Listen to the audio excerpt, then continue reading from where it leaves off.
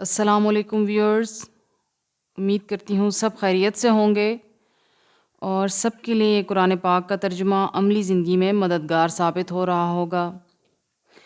Viewers, جیسا کہ آپ لوگ جانتے ہیں کہ الحمدللہ ہمارے 3 پارے مکمل ہو گئے ہیں۔ آج ہم اپنا چوتھا پارہ شروع کریں گے اور ہماری سورہ العمران چل رہی ہے۔ اللہ پاک کا جتنا بھی شکر ادا کریں وہ کم ہے کہ جس نے ہمیں توفیق دی ہے قرآن پاک کو ترجمے کے ساتھ پڑھنے کی اور اس کو سمجھنے کی۔ اللہ پاک سے یہ دعا ہے کہ کہیں بھی کوئی ایسا لفظ، کوئی ایسی آیت نہ ہو کہ جو ہم سے سمجھنے میں غلطی ہو جائے۔ ویسے تو ہماری عقل اتنی کامل اور اتنی مضبوط نہیں ہے کہ ہم صحیح طرح سے اس قرآن پاک کو سمجھ سکیں،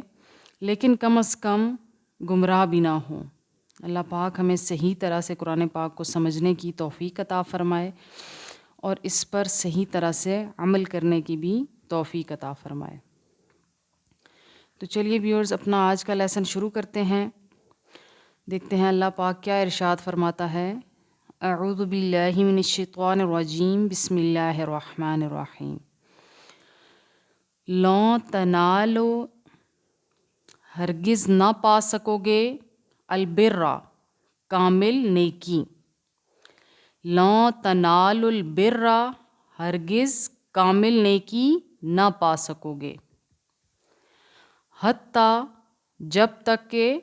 تنفقوا، نہ خرچ کرو، مما، ان چیزوں سے، تحبون، جو تم عزیز رکھتے ہو، وما، اور جو کچھ، تنفقوا، تم خرچ کرتے ہو، من شیء، چیزوں میں سے، فإن اللہ، تو بے شک اللہ تعالی، بہ علیم، اسے جانتا ہے۔ اب اللہ پاک نے اس آیت میں کیا ارشاد فرمایا ہے کہ تم ہرگز کامل نیکی تک نہیں پہنچ سکتے، یعنی جو مکمل نیکی اللہ کے ہاں جو بہت زیادہ عزیز اور پسندیدہ ہے، اس نیکی تک تم ہرگز نہیں پہنچ سکتے جب تک کہ تم صدقہ، خیرات یا اللہ کی راہ میں وہ چیز خرچ نہ کرو جو تمہیں سب سے زیادہ عزیز ہے۔ مثال کے طور پہ ہماری طرح جو ہمیں پسند نہیں ہم کسی کو دے دیں گے اور ہم کہیں گے ہم نے اللہ کی راہ میں دے دیا، تو وہ اللہ پاک نے اس سے یہ نہیں کہا کہ وہ قابل قبول نہیں ہے، بے شک وہ بھی قابل قبول ہے، لیکن اس میں وہ پسندیدگی اللہ پاک کی بارگاہ میں نہیں پہنچ سکتی، نہیں تم پسندیدہ ہو سکتے جب تک کہ تم وہ چیز اللہ کی راہ میں نہیں دو گے جو کہ تمہیں بہت زیادہ پسند ہے۔ جب یہ آیت نازل ہوئی تو حضرت ابو طلحہ رضی اللہ تعالی عنہ حضور صلی اللہ علیہ وسلم کی بارگاہ میں حاضر ہوئے اور فرمانے لگے کہ یا رسول اللہ صلی اللہ علیہ وسلم، مجھے سب سے زیادہ عزیز اپنا ایک باغ ہے، حضور صلی اللہ علیہ وسلم جہاں آپ مناسب سمجھتے ہیں اس کو خرچ کر دیں۔ تو آپ کے اس عمل پر حضور صلی اللہ علیہ وسلم نے بڑی ہی خوشی کا اظہار فرمایا اور فرمایا، آپ کو حکم دیا کہ اپنے قریبی رشتہ داروں میں سے دے دو، یعنی اپنے قریبی رشتہ داروں کو دے دو جو جو اس کے مستحق ہیں۔ اب نبی صلی اللہ علیہ وسلم کے اس جواب سے یہ بات تو واضح ہو گئی کہ صدقہ خیرات دینے میں سب سے پہلے اپنے قریب کا دھیان رکھنا ہے۔ یہ نہیں کہ گھر میں آپ کے فاقے کرنے والے رشتہ دار موجود ہوں اور آپ باہر سخی کہلانے کے چکر میں لگے ہوں۔ اللہ پاک نے اپنے گھر سے، نبی صلی اللہ علیہ وسلم نے ارشاد کیا فرمایا جس کا مفہوم ہے کہ تم میں سے بہتر وہ ہے جو اپنے اہل و عیال کے لیے بہتر ہے، یعنی اپنے گھر سے شروع کرو، مضبوطی اپنے گھر سے شروع کرو، اپنے گھر کو مضبوط کرتے کرتے معاشرے کی طرف آؤ، اپنے گھر کو مضبوط کرو، اپنے پڑوس کو مضبوط کرو، اپنے خاندان کو مضبوط کرو، اسی طرح تو معاشرہ مضبوط ہوگا۔ اپنے گھر کو چھوڑ کے اگر باہر لگے رہیں گے تو یہ تو کبھی بھی نہ رب کو پسند ہے، نہ رب کے حبیب کو پسند ہے، نہ ہی کسی کے لیے فائدہ مند ہے۔ لیکن اللہ پاک نیتیں جاننے والا ہے، اعمال کا دار و مدار نیتوں پر ہے۔ نیت خالص ہونی چاہیے، چاہے آپ رشتہ داروں میں دیں یا چاہے آپ جہاں بھی دیں، اور اپنی پسندیدہ چیز دیں یا اپنی جیسے بھی جو بھی چیز دیں، لیکن آپ کی نیت خالص ہونی چاہیے، اس نیت میں ریاکاری ہرگز نہیں ہونی چاہیے۔ آگے اللہ پاک کیا ارشاد فرما رہا ہے، کلُّ طعام، کلُّ طعام، سب کھانے کی چیزیں، کانا تھیں حلال، ہلن حلال،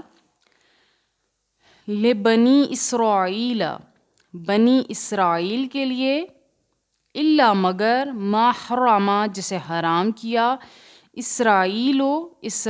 نے، علی نفسہ ہی، اپنے آپ پر، من قبلی، اس سے پہلے، تنزل، کہ نازل کی گئی، التورات، تورات، قل، آپ فرمائیے، فاتو، لاؤ، بالتوراتی، تورات، فتلوہا، پھر پڑھو اسے،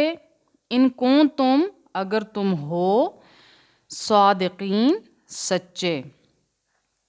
اب اس آیت میں کیا ذکر ہو رہا ہے کہ یہود نے حضور صلی اللہ علیہ وسلم پر ایک اعتراض کرنا شروع کر دیا کہ آپ دعویٰ تو کرتے ہیں ملت ابراہیمی کا، حالانکہ اونٹ کا گوشت اور دودھ جو شریعت ابراہیمی میں حرام تھا اسے آپ حلال جانتے ہیں۔ اس آیت میں اس اعتراض کا جواب دیا گیا ہے کہ تمہارا یہ کہنا غلط ہے کہ یہ چیزیں شریعت ابراہیمی میں حرام تھیں، بلکہ انہیں تو حضرت یعقوب علیہ السلام نے بعض طبیبوں کے مشورے سے استعمال کرنا ترک کر دیا تھا۔ ابھی بعض روایات میں یہ بھی آیا ہے کہ یعقوب علیہ السلام کو عرق النساء کی تکلیف تھی، جس کی وجہ سے آپ نے یہ اونٹ کا گوشت کھانا اور اس کا دودھ پینا ترک کر دیا تھا، یعنی پرہیز کے طور پر، لیکن حرام ہرگز نہیں تھی بلکہ حلال تھیں۔ اور حضور صلی اللہ علیہ وسلم نے فرمایا، بلکہ اللہ پاک خود قرآن پاک میں فرما دیتا ہے کہ اے حبیب کہیے کہ تورات لے آؤ اگر تم سچے ہو، تو اس کو پڑھ کے ثابت کر دیتے ہیں۔ تو اسی طرح حضور صلی اللہ علیہ وسلم نے فرمایا کہ اگر تم میری بات کو تسلیم نہیں کرتے تو تورات لے آؤ، اس سے حقیقت حال روشن ہو جائے گی، پتہ چل جائے گا کہ کیا حلال ہے کیا حرام ہے، میں کہاں غلط ہوں جہاں تم ثابت کرنے کی کوشش کر رہے ہو۔ لیکن کفار میں اتنی ہمت کہاں کہ حضور صلی اللہ علیہ وسلم کو چیلنج کر سکیں، وہ تو بس اپنے اوچھے ہتھ کنڈے استعمال کر کے پریشانی پھیلانے کی کوشش کرتے تھے، اور یہ چاہتے تھے کہ جوک در جوک جو حضور صلی اللہ علیہ وسلم کے لائے ہوئے دین میں شامل ہو رہے ہیں وہ لوگ رک جائیں، یعنی حضور صلی اللہ علیہ وسلم کو لوگوں کے سامنے نعوذ باللہ غلط ثابت کرنے کی کوشش کرتے تھے۔ تو اللہ پاک ہمیں بھی قرآن پاک کو صحیح طرح سے پڑھنے کی توفیق عطا فرمائے اور اسوہ حسنہ پر ہمیں چلنے کی توفیق عطا فرمائے۔ آج کا رکوع بس اتنا ہی رکھتے ہیں، نیکسٹ انشاءاللہ نیکسٹ ویڈیو میں، تب تک کے لیے اللہ حافظ۔